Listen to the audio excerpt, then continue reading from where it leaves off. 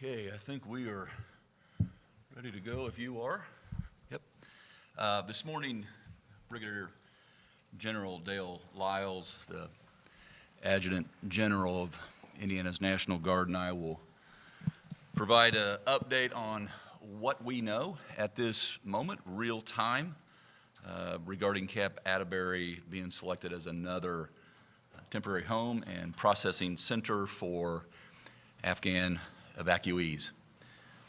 But first, I did want to say a word or a few words about one of our Hoosier own, one of America's finest and forever best, Corporal Sanchez from Logansport, who gave his life so that we and others might enjoy the sweet taste of freedom. And at just 22,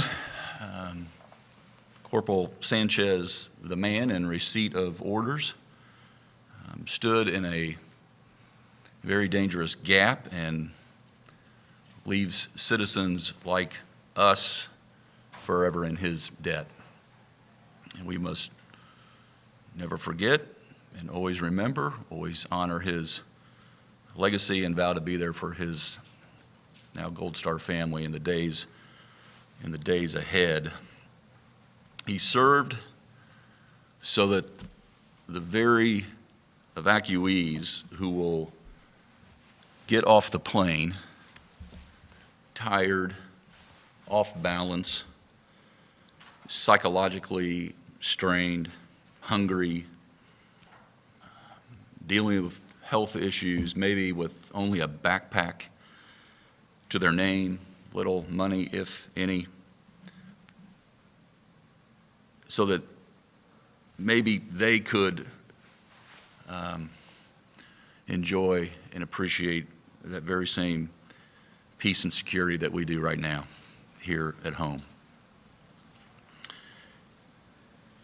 So to Corporal Sanchez's family, we vow to be here every day forward, and we keep the family in our prayers as well as the 12 others, men and women in uniform, that we recently lost as Americans, and the over 2,000 over the last 20 years who gave the ultimate sacrifice for us. All the wounded warriors out there who left pieces of their body and soul in a war-torn country on a battlefield far, far away between good and evil. And again, we're a patriotic state, and we will prove it in the days going forward. Yesterday morning, we were in receipt as well, officially, as was our congressional delegation, being notified by the Army North Command that up to 5,000 Afghan evacuees will be making their way to Camp Atterbury for a matter of, as has been described to us, for a matter of weeks, not months. And I'll ask General Lyles to provide some detail about what we've been informed over the course of the last week, really 2 weeks, in conversations, questions that I had directly to Homeland Security, the answers that we received, and more, since a couple days have now passed since then. But if you could, General Lyles, if you would go over the basics, and we can get into detail, the when and how active duty will be arriving, Army active duty will be arriving in a supportive role, the when and how the evacuees will arrive at Camp Atterbury, how many that we know of right now on the roster, men, women, and children, when we will know that ultimately, how they are all being vetted, what their status is at various times, including their mobility inside the wire or inside the gate and ultimately outside. If you could cover, this is a lot I know, and I'll help. If you could cover not just the vetting, but then the testing, the vaccination process. What services are we as a state going to be in our supportive role to our federal partners on the hook for? What's it cost? Who pays? The dual status relationship now with General Winslow. And then, I promise this will be my last thing, but then finally, and this is something that I'm really proud of, we have been overwhelmed by, I see Allison Barber here, we have been overwhelmed by Hoosiers who are rushing forward to say, how can I help? And we want to make this as efficient as possible in that process. And so whether it's the Red Cross or a church or an individual, we're not looking to gather my old clothes, even though I think that might help. There are ways to make a significant and profound difference in someone's lives, but it has to be orderly, and that's part of our mission. So you taking notes and writing down words there. So if you could just kind of give us an update on where we are now that we have confirmation, and then we'll open it up for questions. Yes, sir. Thank you, Governor. Appreciate the opportunity today to provide some information on where we are right now with Afghan evacuees. Before I get into that, I'd like to talk a little bit about Camp Atterbury. You know, not a lot of people know what Camp Atterbury is, so let me describe briefly what Camp Atterbury is. Camp Atterbury is 46,000 acres of federally owned property for the most part and federally supported, whereby National Guard, Reserve Unit, active duty units can train for their wartime mission. It's also a place where we use our restricted airspace, our air gunnery ranges, and other things to do testing and evaluation for military purposes. It has the capability of housing over 10,000 people, soldiers usually, in dorm-like barracks that are supported by world-class dining facilities, as well as a medical treatment facility that is actually there at Camp Atterbury. It is also supported by 110 state employees that are federally reimbursed, their salaries are, and then we have a garrison command down there that makes up about 220 soldiers that work either full-time or part-time at the facility.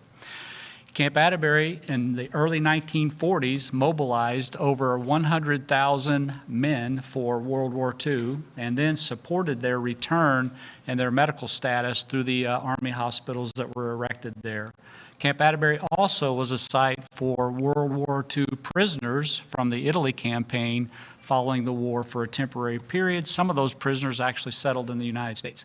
And Camp Atterbury has mobilized over 120,000 soldiers in the last 12 years for different, in support of our federal mission.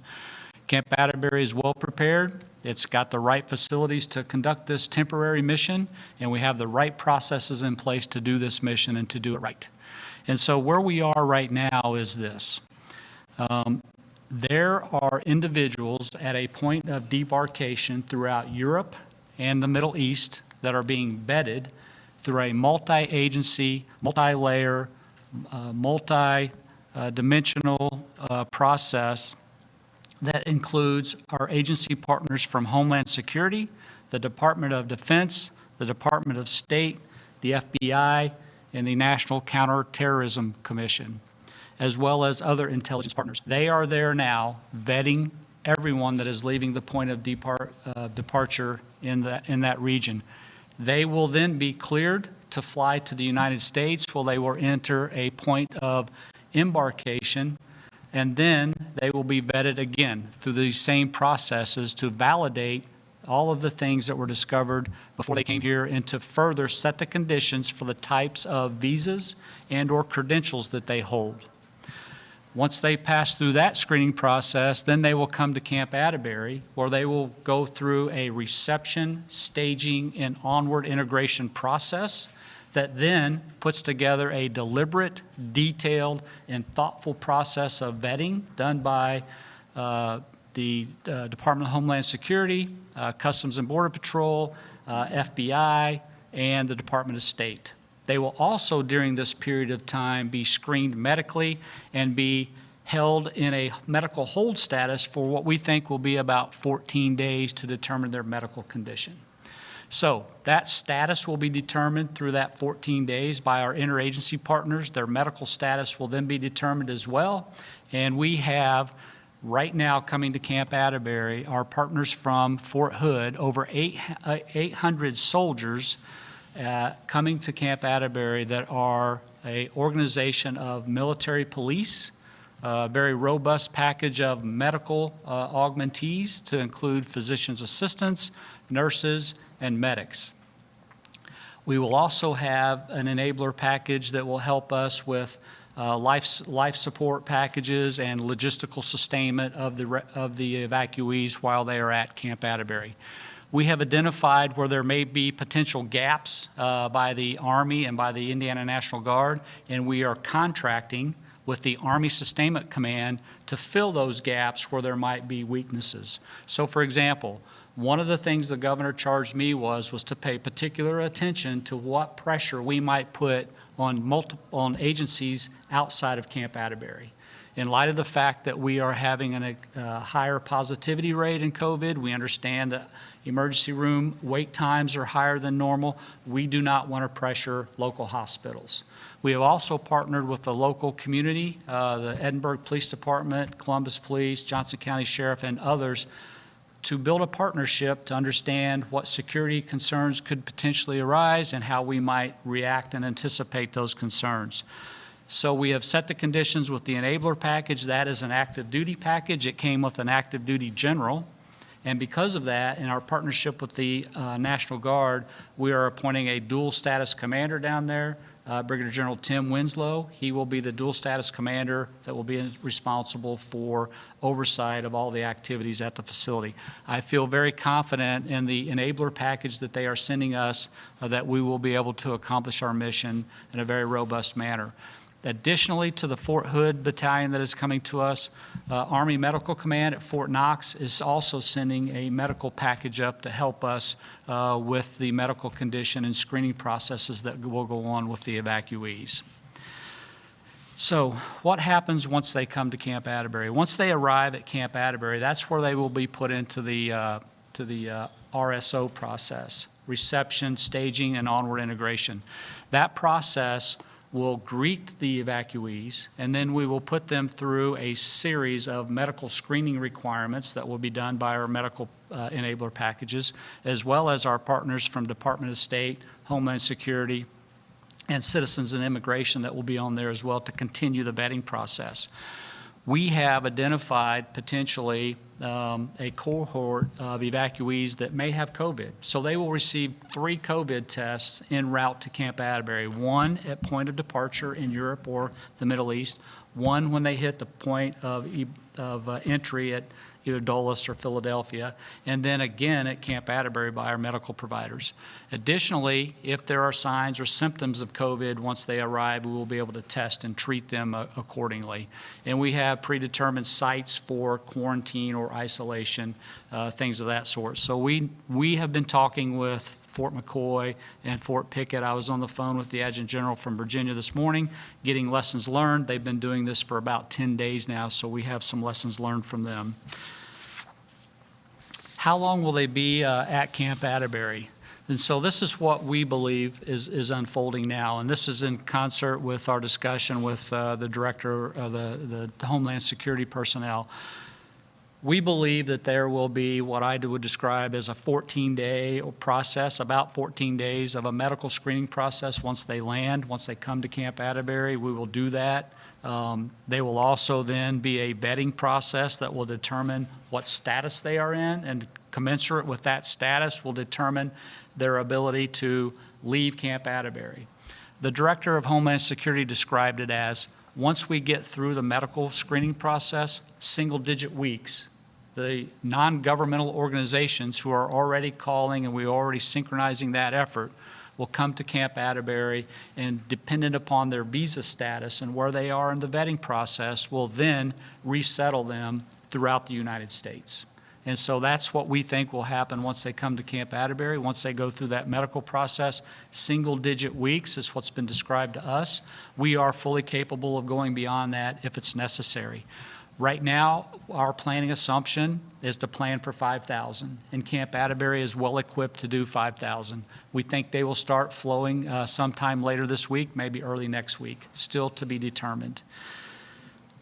As in regard to COVID, we are very cognizant of the pressure that we could put on the local community because of COVID. So we are very aware of COVID, and I will tell you this, I've been at the hip with Dr. Box since March of 19 and Governor Holcomb, and we have been responding to COVID in a very strong manner since that date. We've done everything from food banks to testing to vaccinations.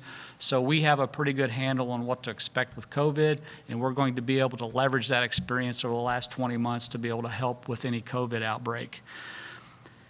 And so some of the questions are, can they leave Camp Atterbury?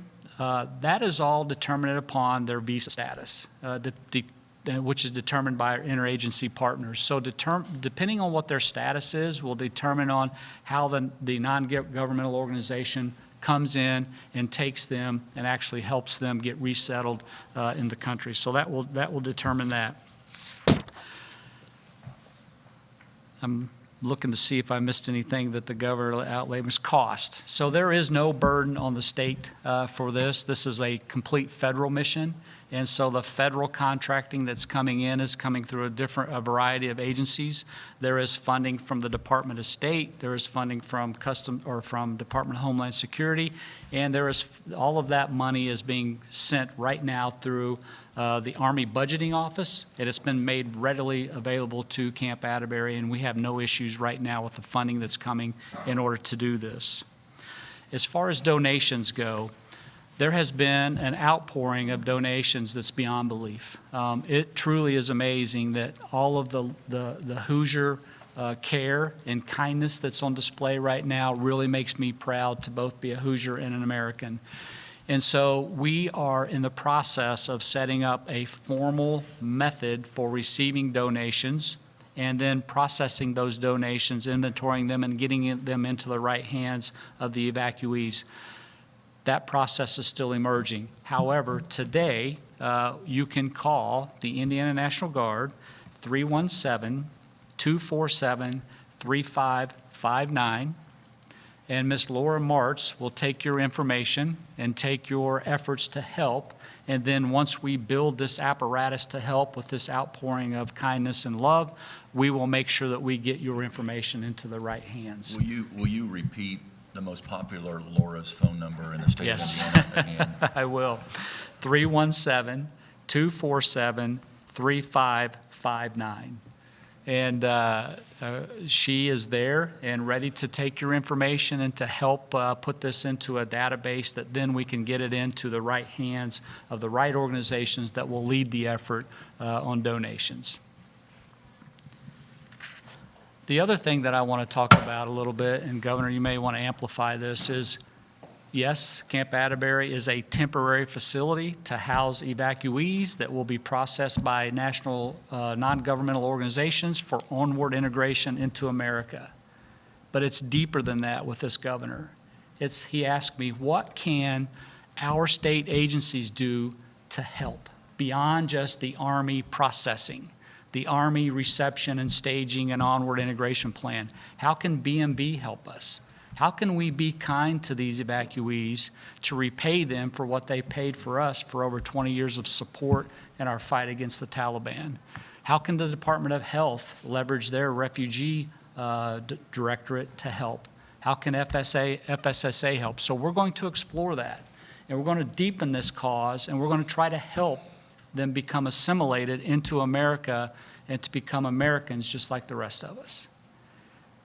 I think I hit all. I learned a long time ago, sir, if it's more than 3 tasks, I got to write them down, and I think I got them all. So, yes, sir. I think you did. Happy to open it up for any questions, but I think the 3 key words is this is a mission, time sensitive, it's a process, and it is temporary until it becomes not, until it becomes, as you just alluded to, this outpouring of Hoosiers who want to help, whether it be churches, individuals, businesses. I can't tell you how many businesses have said, when can I start hiring?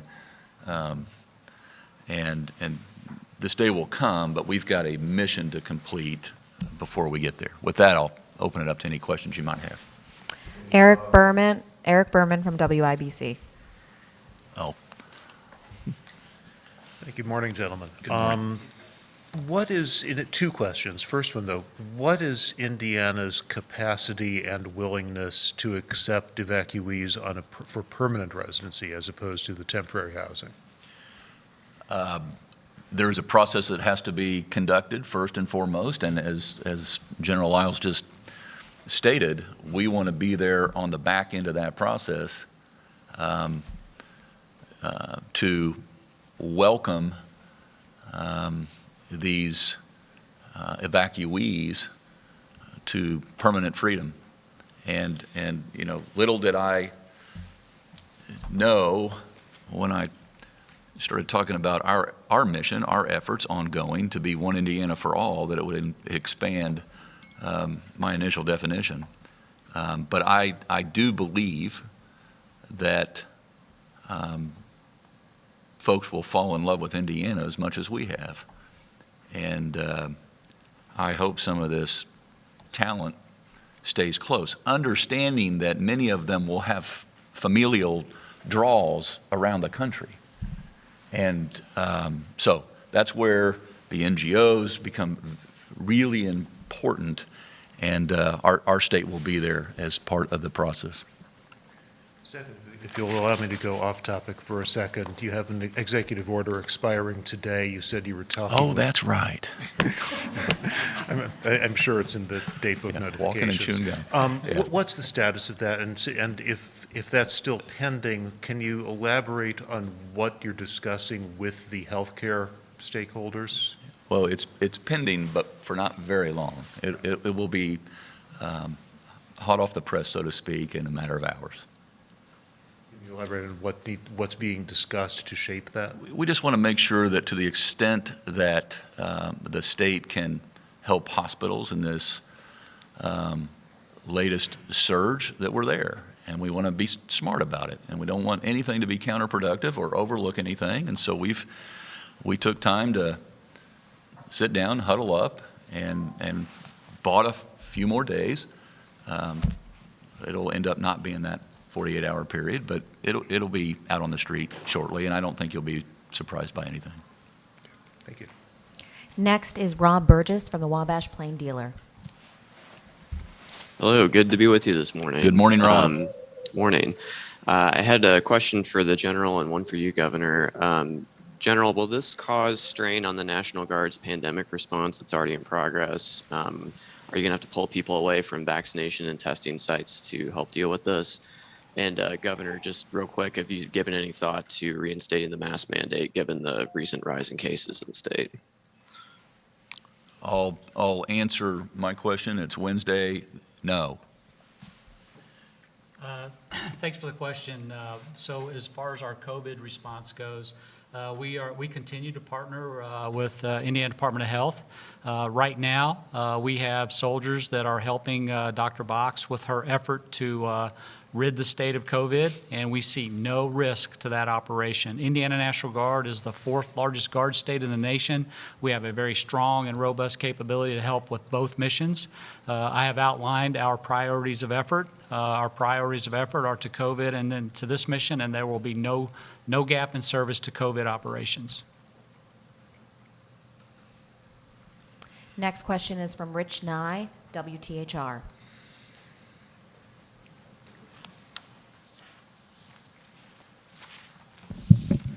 So the evacuees will be living in the dorms then, I assume. Are these dorms largely empty, I assume, most of the time, but always at the ready?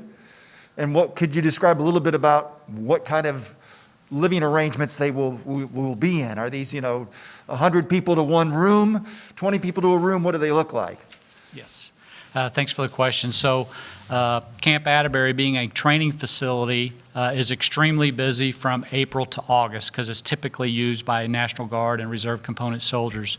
We have displaced some training units that were coming to Camp Atterbury to other local facilities, and we've done that very timely in order to lessen the impact to our readiness.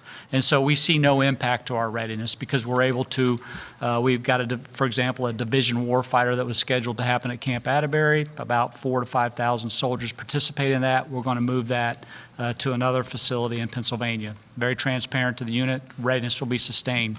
As far as the lodging goes, so once they hit Camp Atterbury and they go through the process, that will determine where they go for lodging. So if you have a family, we have the ability to house families in some of our dorms because they are, I would say, the barracks of today are a lot different than the barracks that I participated in when I came into the Army. And they have air conditioning, they have heating, they have toilet, plumbing, and all those things with that particular room. Then we have what I would describe as open bay barracks. That those barracks potentially could be used to house single males or single females. But again, very nice barracks. All of the heating and air systems, all of the plumbing and all those things work very well. Camp Atterbury is a 21st century multi-dimensional facility that has the most elaborate barracks complexes probably in the Army inventory because of our recent participation in mobilizing soldiers. And I'm not sure if you addressed this. Are there additional Indiana National Guard members being activated to support this? Yes, there are. And so the Garrison Command at Camp Atterbury consists of both a full-time mix and a part-time mix. And that Garrison Command is made up of 220 soldiers, and their entire mission is to run Camp Atterbury. And so we are looking to mobilize that Garrison Command to help with the oversight and the command and control of all the activities on Camp Atterbury. Next question is from Max Lewis, WSBT. Morning, Hi, Max. can you hear me? Yes, sir. Okay, great. I had a couple questions. One of them for General Lyles. You had mentioned that, you know, whether or not the refugees are able to leave Camp Atterbury depends on their visa statuses. Can you sort of, you know, depending on what you know about that, can you go into what those different visa statuses are and what that means for their, you know, ability to leave and whatnot? And then I have a question for the governor afterwards. Sure. So the visa statuses are special immigrant visa, and a special immigrant visa comes with certain rights to actually leave Camp Atterbury after the 14 days of medical screening because they have been vetted properly to allow them to leave Camp Atterbury for that particular reason. Then there are priority 1, priority 2, or other levels of visa that will determine when the evacuees can actually leave Camp Atterbury. We have certain cases at the other facilities that have received the special immigrant visas. They come into their medical quarantine, and then they are quickly picked up by family members, or they are quickly retrieved by a family member, and they move and integrate in with their families. Then when you talk about the priority 1, the priority 2 that requires perhaps a little more vetting, that goes on at Camp Atterbury by our agency partners, and then you determine those statuses, and then you also determine, do these evacuees have families? Do they have contacts? And that'll be all for the non-governmental organizations to determine. Okay, thank you. And just a quick follow-up. I don't know if you addressed this. Will the refugees be offered vaccines when they get to the camp? Absolutely. So one of the things that we're working through right now is offering the COVID vaccine, as well as administering all of the required immunizations that are mandatory for becoming a visa holder. And we're working with our state partners or our agency partners right now to determine what those requirements are, and we are fully capable of administering all of those vaccines. And then, Governor, I know you had just said that you have no plans to institute the statewide mask mandate. But as far as mandating masks in K through 12 schools, I know we've heard a lot from area school districts who have had, you know, huge numbers of people, kids quarantining, and hospitals, children's hospitals are filling up with sick kids. I wondered if you've given any thought to that particular mandate in schools. No, we heard loud and clear from locals that they wanted this to be a locally mandated, fully supported. understand it. It's regrettable that so many of our kids are out of the classroom on any given one day. It's not just regrettable, it's avoidable. And to the skeptics or unbelievers or deniers, I would just plead to look at the facts, to look at the numerical data that shows we can all stay safe if you get vaccinated. And that truly is, that my appeal is to get vaccinated. This is what is interfering with our supply chains. This is what is holding parts of our economy back. This is what is pulling our kids out of school. And while we have, 3.1 million some who are vaccinated, that the balance leaves a lot to spread. And that is having an adverse effect on others, not just potentially yourself, but others, and our economy, and our kids' education. So I would just ask to think beyond yourself. Our next question is from Russ McQuaid, Fox 59. For the general, when you talk about the offer of COVID vaccines and other vaccinations, should I assume that also includes a medical vetting, a determination, and potential vaccines, let's say for polio and measles? Yes, sir. And then can you explain for us what's going on inside the wire at Camp Atterbury today as far as site preps, as far as troops arriving, and is there an opportunity for us to get in there and shoot video? So for the last 2 weeks, we got a warning order that this could potentially happen, and we've been working with Army Sustainment Command to build the contracting capacity to fill the identified gaps. So they're there right now doing that today.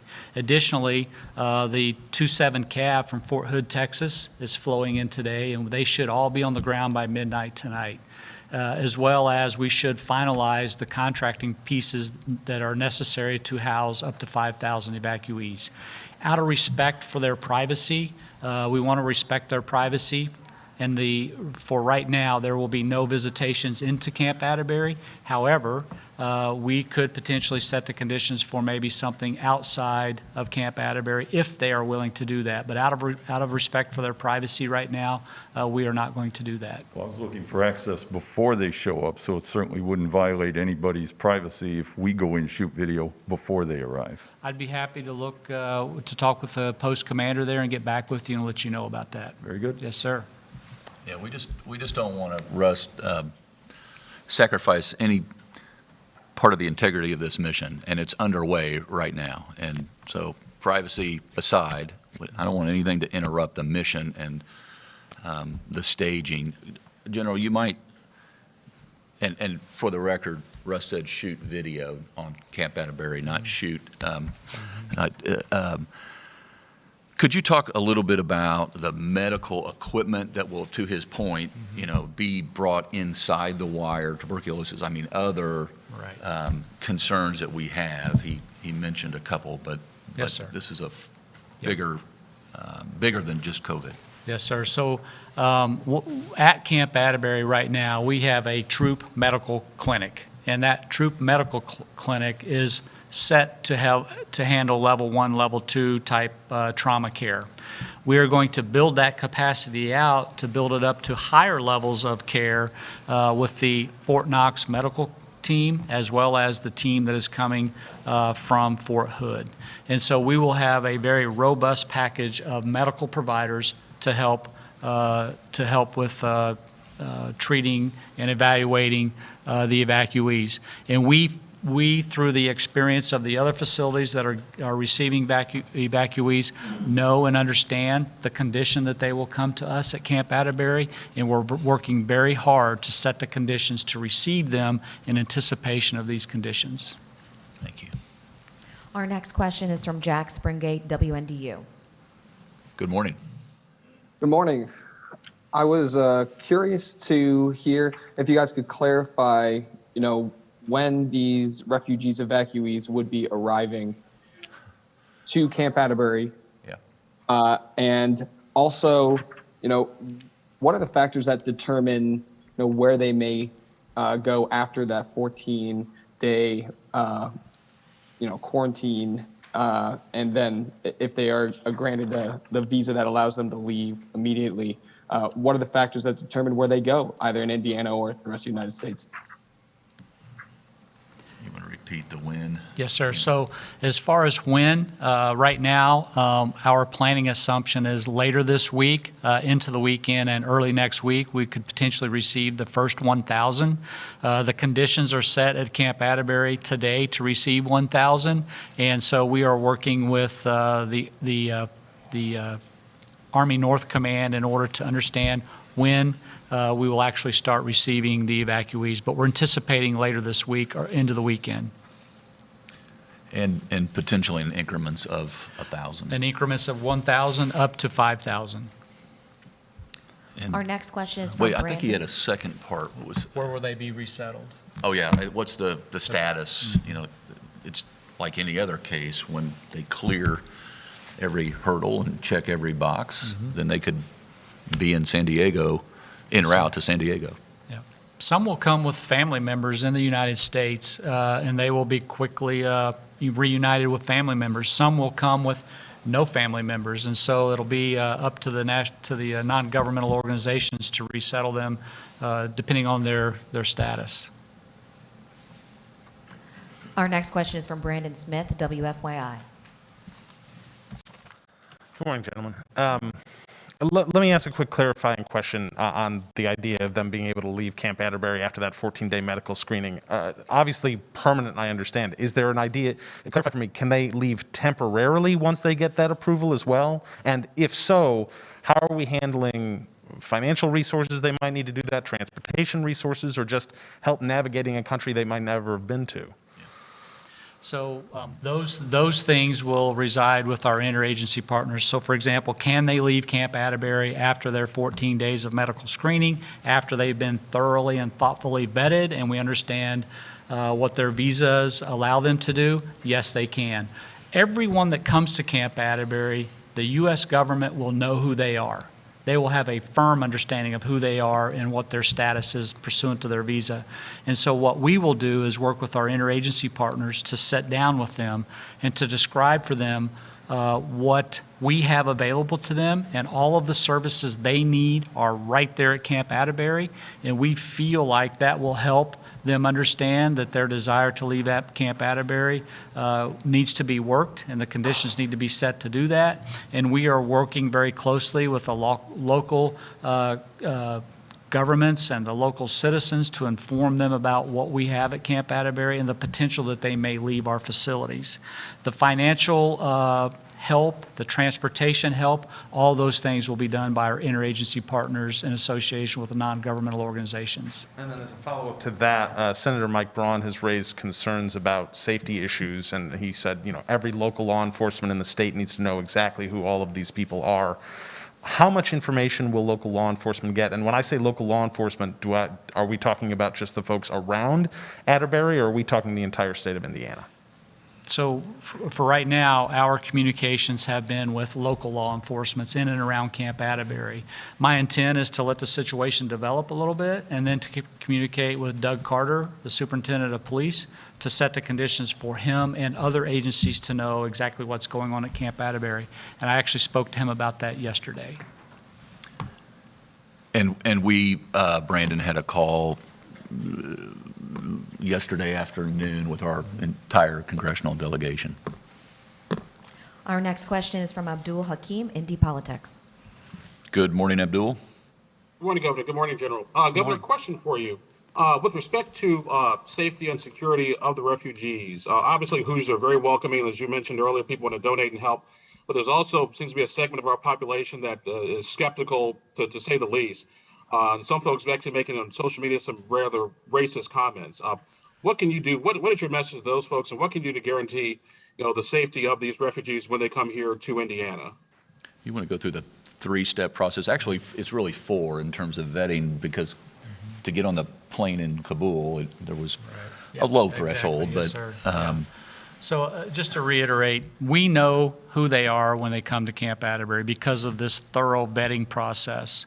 the four-step process starts in Kabul with the right credentials to get on the plane. Then it goes into Europe or the Middle East, a very robust vetting process. Then once they land in the United States, again, it's hit again. Then it's hit again at Camp Atterbury. And so we absolutely know who they are. We know what their visa requirements are, and we know that they are safe. We are working very closely with law enforcement agencies to help set the conditions for them to potentially leave Camp Atterbury. And again, Abdul, I would appeal to people's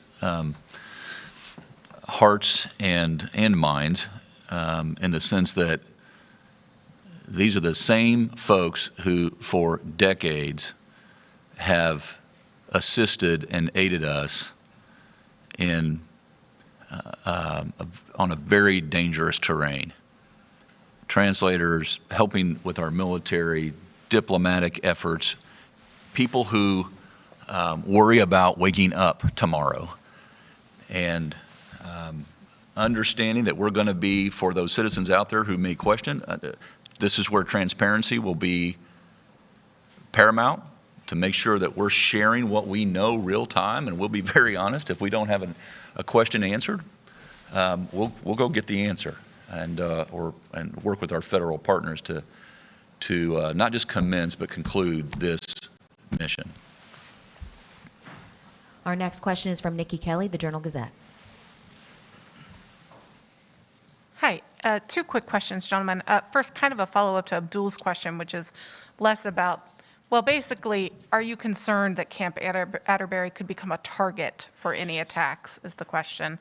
And then secondly, Governor, I'm just curious, did you actually have any say in this? In other words, could you have blocked it if you were uncomfortable, or you just kind of have to be along for the ride? Do you want to go first, and then Yes. I'll talk about my So avoidance of a temper tantrum? Sure. So physical security measures have been heightened at Camp Atterbury, as they always are when we have guests that train there from different agencies. We have increased our level of awareness, our situational awareness in and around the facility, and we are monitoring those things that would trigger our state of readiness. But right now, we have no indicators that are saying that we have become a target of any sort by doing this mission. But we are alert, and we are mindful that that could present itself. And with the military police that we have coming from the 27 Cav from Fort Hood, augmented by the current security apparatuses at Camp Atterbury, we feel very confident that we can provide a safe and secure environment for all of the evacuees. Nikki, I guess I could have made it difficult. Could have maybe thrown a temper tantrum.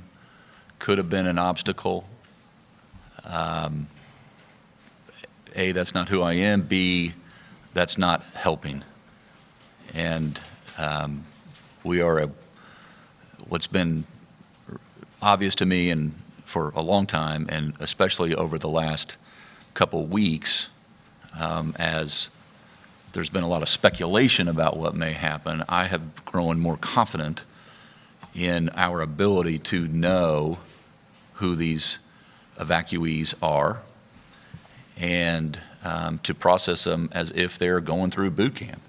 And I just think about the last 10 years, 20 years, folks who are either trying to get on a plane to freedom or going overland under the cover of night, just hoping they won't get stopped and executed like their family members and neighbors have been. We need to be there for folks who are there for us, period. And we got to do it smartly, and we got to be safe about it, and we've got to go the extra distance. We've got to make sure that we're using everything at our disposal to welcome folks here who we sure welcomed their help. Our next question is from Leanne from the Daily Journal. Good morning. Hi, thanks for taking my question. So, the Daily Journal covers the area near Camp Atterbury, and people have been wondering about how protected they'll be from the evacuees when they leave, and if there's any concern about that. What would you what assurance would you give them about the protection, and what role do local police play in that? I was also wondering if you'll have any reliance on local hospitals to help with any medical treatment, and if you've coordinated that with them, if so. Thanks for the question. So as far as the evacuees presenting a risk to the surrounding community, that risk has been all but eliminated by the vetting process. And I just restate that we know who's coming to Camp Atterbury, and the vetting process that is being done has all but reduced the risk of things that might happen by the evacuees, number one. Number two, we have worked extremely hard and put forth a deliberate planning process to mitigate the pressure outside of Camp Atterbury to the local community. We do not want to put any pressure on Johnson County Hospital or any other hospital in the area, and we're taking measures to stop or to prevent that through contracting regionally to bring medical equipment to Camp Atterbury, such as the necessary x-ray machines for TB discovery, the necessary equipment to do the medical screening processes. All of those capabilities are coming to Camp Atterbury, and I'll tell you, I've been working with Dr. Box and Dr. Kaufman to understand what we think pre-existing conditions might wind up landing at Camp Atterbury, and working very hard to put the right control measures in place to prevent the pressure on outside facilities of Camp Atterbury. In addition to the hundreds of active Army duty personnel coming in for security and some of the to assist and quite frankly lead on some of these efforts. Our next question is from Caitlin Lang, Indy Star. Hello.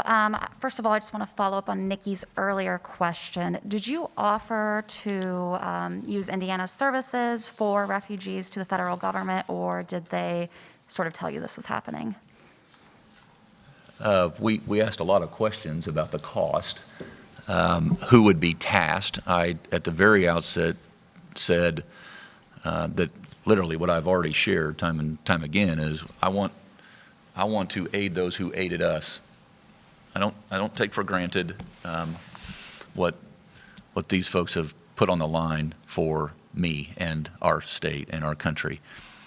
Now, having said that, that led to my questions on what is this? How is this going to task us? And how do we partner, just like the Guard does, whether it has to do with COVID or a natural disaster, or this is just yet another mission. And so here we are. And sorry for sounding like a broken record on this. I know you've said that you have no plans to reimplement a mask mandate. Can we expect to see any other restrictions in this executive order today? And if not, is there a certain data point where you would look at implementing any sort of restrictions, such as capacity, mask, anything? I'm trying to do everything I can to get people to see the answer to the problem. And the answer to the problem is getting vaccinated. And I hate it that people have to learn that cold, hard fact through death and hospitalization and negative impact to ones they love after the fact. The answer is the vaccine, and the further we stray away from that, now the longer this will take. And there are measures that can be taken according to the local governing body that can assist in your efforts with people who are skeptics or non-believers that the vaccine is the answer. And I applaud those, be it the private sector, be it local government units who are making those decisions, but not at this time, no, Caitlin. And is there any sort of data point that would drive you to make that decision? I don't have one in mind at this time. Our next question is from Emily Ketterer, IBJ.